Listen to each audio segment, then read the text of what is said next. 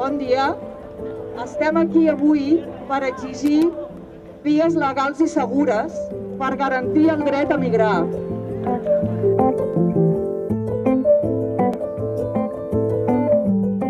Avui tornem a sortir al carrer per denunciar les polítiques de mort i per recordar amb aquests 1.200 clavells les més de 1.200 persones que han perdut la vida a la Ruta Canària l'últim any.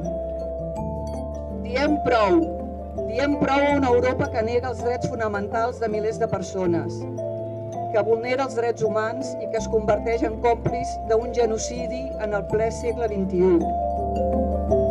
Exigim dret a l'asil garantit per tothom que ho necessiti. Exigim acollida digna per les persones que arriben, dret a la lliure circulació de totes les persones, siguin d'on siguin. Exigim posar fi a l'externalització de fronteres i a l'acord de control migratori del govern espanyol amb el govern marroquí. Diem no al Pacte Europeu de Migració i Asil, que només contempla la immigració com un problema i posa les persones en risc. Exigim, demanem polítiques de vida que posin les persones al centre i garanteixin el dret a migrar amb seguretat per totes. No són números, són persones. Stop els morts al mar.